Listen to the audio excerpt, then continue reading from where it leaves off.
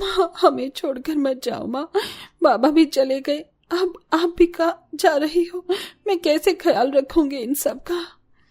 वर्षा, अपने भाई बहन का तुम्हें ही ख्याल रखना है, अब मेरे बाद तुम ही इनकी माँ हो, मुझे माफ करना, मेरे प्यारों बच्चों, मैं तुम्हें छोड़कर जा रही हूँ।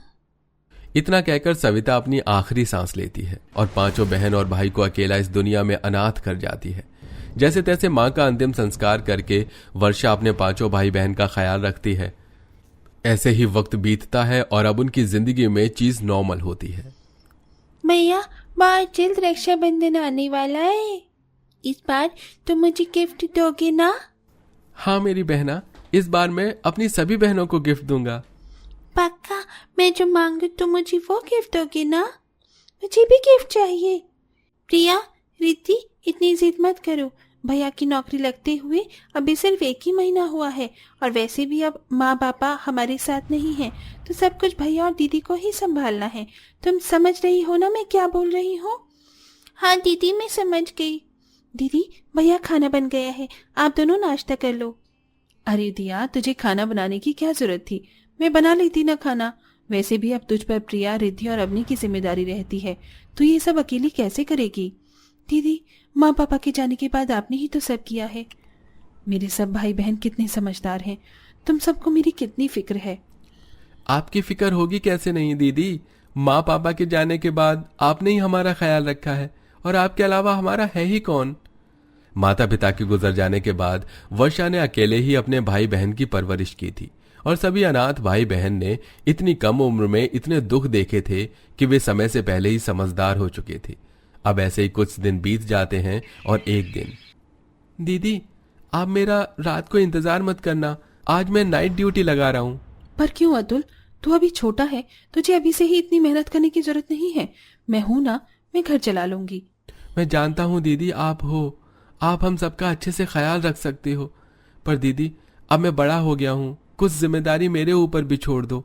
और वैसे भी रिद्धि, प्रिया ने इस रक्षाबंधन पर पहली बार मुझसे कुछ मांगा है, इसलिए मैंने सोच लिया इस बार मैं अपनी मेहनत की कमाई से अपनी पांचों बहनों को राखी का गिफ्ट दूंगा। तुझे हमें कोई गिफ्ट देने की जरूरत नहीं है, हमें कुछ नहीं चाहिए, तू बस अपनी सेहत का ख्याल रख, कोई जरूरत नहीं है नाइट लगाने की। दीदी माँ भी ऐसे ही बोलती थी, मैंने आज तक खुद से अपनी बहनों को कुछ नहीं दिया और अब तो मैं काम कर रहा हूँ, मेरा भी फर्ज बनता है कि मैं अपनी बहनों का ख्याल रखूं। और आप कब तक काम करोगे? मेरे होते हुए मेरी बहनें काम करें, मुझे वैसे ही अच्छा नहीं लगता। अगर आज माँ जिंदा होती तो बहुत खुश होती मेरा फैसला सुनकर। इतना बोलकर अतुल ऑफिस के लिए चला जाता है और वर्षा अपनी माँ को याद करती है। माँ तुम आ गई, तुम्हें पता है हम पांचों भाई बहन कब से तुम्हारा इंतजार कर रहे थे, देखो आज मैंने खाना बनाया है। अरे वर्षा, तुझे खाना बनाने की क्या जरूरत है, अभी तुझे पढ़ाई पर ध्यान देना चाहिए, ना कि घर के कामों में। घर के कामों के लिए तेरी माँ अभी जिंदा है। माँ मेरी पढ़ाई पूरी हो गई, मुझे जितना पढ़ना था मैंने पढ़ लिया, अब मैं आगे की पढ़ाई नहीं करूंगी, अब मैं भी नौकरी करूंगी। पर क्यों? माँ जब से पापा गुजरे हैं तुम अकेली हो गई हो और तुम अकेले हम सभी का ख्याल रख रही हो। मैं जानती हूँ तुम्हारे ऊपर बहुत सारा कर्ज हो गया है और कुछ दिनों में तुम्हारी तबीयत भी ठीक नहीं चल रही। अगर पापा का एक्सीडेंट नहीं होता तो आज सब कुछ सही होता। माँ मैं बस तुम्हारी हेल्प करना चाहती हूँ। मेरी मदद बेटा तभी हो पाएगी जब तुम सभी पढ़ लिख कर कुछ बन जाओगे। खैर इन सब बातों को छोड़ो और देखो मैं कितना सारा सामान लेकर आई हूँ और राखी भी लाई हूँ। राखी और सामान का नाम सुनकर वर्षा के सारे भाई बहन भागते हुए वहां आते हैं और सामान देखने लगते हैं। वर्षा की चारों बहन अपनी अपनी पसंद की राखी निकालकर अपनी माँ से कहती हैं, ये राखी मेरी है, मैं ये वाली राखी भैया को बांध दूंगी। पर ये राखी मुझे पसंद थी, रिद्धि हमेशा ऐसे ही करती है, छोटी होने का फायदा उठाती है। तुम चारों ऐसे ही लड़ती रहो, सारी राखी तो मेरी ही कलाई में बंधेंगी। मुझे तो बस कल पकवान का इंतजार है, जल्दी से रक्षाबंधन आए और माँ हमेशा की तरह कुछ अच्छा बनाए और उसे सबसे पहले मैं खाऊं। चिंता मत कर बेटा, तुझे कुछ नहीं मिलेगा, इस बार तू हमें जब गिफ्ट देगा तो ही तुझे खाने का मिलेगा। पर मैं गिफ्ट कहाँ से दूंगा तुम सबको, मैं तो अभी छोटा हूँ, काम भी नहीं करता। अतुल बेटा मैं हूं ना तेरे साथ। माँ का साथ मिलने के बाद अतुल अपनी पांचों बहनों को गिफ्ट देने का वचन देता है। अगले दिन रक्षाबंधन होता है और रक्षाबंधन वाले दिन वर्षा की माँ घर में तरह तरह के पकवान बनाती है और अपने बच्चों की फेवरेट मिठाई में रसगुल्ला भी बनाती है। अरे वाह, खाने की कितनी अच्छी खुशबू आ रही है। पनीर की सब्जी, राजमा, चावल, नान और हम सबके फेवरेट रसगुल्ले भी बने हैं। ये सब देखकर तो मेरी भूख ही बढ़ गई। माँ, जल्दी से खाना दो ना। बकर, तुझे तो अपनी भूख लगी है कि राखी बंधवाए बिना खाना चाह रहा है। चल बैठ, जल्दी से राखी बंधवा और हमें गिफ्ट दे, तभी खाने को मिलेगा। बेचारा भूखा अतुल बिना कुछ खाए अपनी जगह पर बैठ जाता है और चारों बहन एक एक करके अतुल को टीका लगाकर उसकी आरती उतारती हैं और मिठाई खिलाकर उसकी कलाई पर राखी बांधती हैं और उसे परेशान करने के लिए उससे गिफ्ट मांगती हैं। भैया, मैं तो सबसे छोटी हूँ, मुझे मेरा गिफ्ट दो। तुझे मैं अगले साल गिफ्ट दूंगा जो तू मांगेगी। अभी तेरा भाई काम नहीं करता ना, इसलिए मैं अभी तुझे कुछ नहीं दे पाऊंगा। क्या हुआ, अगर तू काम नहीं करता तो? वैसे भी तो अभी तू छोटा है। अगर आज तेरे पापा होते तो वो तुझे पैसे देते अपनी बहनों को देने के लिए। पर कोई बात नहीं, पापा नहीं तो क्या हुआ, तुम लोगों की माँ भी जिंदा है और जब तक मैं हूँ तुम्हें परेशान होने की जरूरत नहीं है। इसका मतलब इस बार भी माँ आप हमारे लिए गिफ्ट लेकर आए हो। इस तरह अतुल की माँ लाए हुए सारे गिफ्ट अतुल को दे देती है और अतुल एक एक करके अपनी सभी बहनों को गिफ्ट देता है। क्या हुआ दीदी, तुम रो क्यों रही हो? कुछ नहीं अवनी, बस माँ की याद आ गई। अगर आज माँ जिंदा होती तो हम सब कितने खुश होते। माँ के हाथों के बने पकवान खाते और बेफिक्र होकर रक्षाबंधन मनाते। हाँ दीदी, ये हमारा पहला रक्षाबंधन है जो हम बिना माँ के मना रहे हैं। काश कि हम सारे रक्षाबंधन माँ के साथ मना पाए। दीदी, क्या सच में भैया रात को घर नहीं आएंगे? वो इतनी मेहनत हमारे लिए कर रहे हैं। हाँ दिया, इसलिए इस बार राखी पर हम भैया से कोई गिफ्ट नहीं मांगेंगे। वो पहले से ही हमारे लिए बहुत कुछ कर रहे हैं, हमें उन्हें परेशान नहीं करना चाहिए।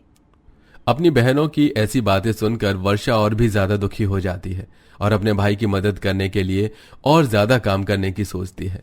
पर अगले दिन जब वर्षा काम पर जाती है तो वहां का मालिक वर्षा को अपने केबिन में बुलाता है और उससे कहता है, वर्षा, तुम तो जानती हो ना, मैंने अभी नया प्रोजेक्ट लिया था, उसमें इन्वेस्टमेंट काफी ज्यादा लगी है, इसलिए मैं इस महीने की सैलरी टाइम पर नहीं दे पाऊंगा। पर सर, परसों रक्षाबंधन है और मेरे घर में मेरे अलावा और कोई नहीं है। अगर सैलरी नहीं मिलेगी तो हम रक्षाबंधन कैसे मनाएंगे? वर्षा, मैं समझ रहा हूं, पर मेरी भी दिक्कत है, समझो। अभी मैंने नया प्रोजेक्ट लिया है, इन्वेस्टमेंट उसमें बहुत हो गई है। अगर एक बार हमारा काम हो गया तो हमारी कंपनी के लिए ही अच्छा होगा। फिर शायद तुम्हारी सैलरी भी बढ़ जाए और तुम्हें ओवर टाइम भी बढ़ा कर दिया जाए। अपने मालिक की बात सुनकर वर्षा की परेशानियां और भी ज्यादा बढ़ जाती हैं और वो घर जाती है। उसकी उदासी देख अतुल अपनी बहन से कहता है, क्या हुआ दीदी, तुम आज इतनी दुखी क्यों नजर आ रही हो? अतुल, माँ के जाने के बाद मैंने माँ से वादा किया था कि मैं तुम सबका और तुम्हारी जरूरत का अच्छे से ख्याल रखूंगी। पर माँ के जाने के बाद ही पहली राखी है और इस पहली रक्षाबंधन में भी मैं कुछ नहीं कर पाऊंगी। दीदी, तुम इतनी फिक्र क्यों करती हो? मैंने कहा ना, अब तुम अकेली नहीं हो। देखो, मेरी सैलरी आ चुकी है। हम इस बार भी बिल्कुल वैसे ही रक्षाबंधन मनाएंगे जैसे माँ के होने पर मनाते थे। चलो, परसों ही राखी है, चल के राखी और कुछ जरूरी सामान ले आते हैं। इस तरह अतुल वर्षा के साथ मार्केट जाता है और कुछ राखियां खरीदता है। साथ ही साथ पकवान बनाने के लिए कुछ सामान भी खरीदता है और अपनी सभी बहन के लिए कपड़े खरीद लेता है। अतुल, तूने इतने महंगे कपड़े क्यों खरीद लिए? तेरे पास तो पैसे भी नहीं बचे होंगे। दीदी, ये मेरी पहली सैलरी है और पहली राखी जो मेरे पैसों से बनेगी, और मेरे पैसे खत्म हो गए तो क्या हुआ, लेट ही सही, पर आपकी सैलरी भी तो आएगी। अतुल की बातें सुनकर वर्षा को थोड़ा अच्छा महसूस होता है। अब दोनों भाई बहन घर जाते हैं और इसी तरह से रक्षाबंधन का दिन आ जाता है। रक्षाबंधन वाले दिन वर्षा अपनी बहनों के साथ मिलकर खाना बनाती है और प्रिया, दिया, रिद्धि के साथ मिलकर घर को सजाती है। कुछ देर बाद पांचों बहन मिलकर अपने इकलौते भाई की कलाई पर राखी बांधती हैं और अतुल अपनी बहनों को राखी का गिफ्ट देता है। वाह भैया, ये तो वही फ्रॉक है जो मुझे चाहिए थी। भैया, आपको हमें इतने महंगे गिफ्ट देने की जरूरत नहीं थी, घर के हालात ठीक नहीं है। क्यों जरूरत नहीं थी? अब तुम्हारा भाई बड़ा हो गया है और वैसे भी पिछली राखी मैंने तुम सबसे वादा किया था, मैंने बस अपना वादा निभाया है। अरे अब बात ही करते रहोगे, ये सब खाना भी खाओगे?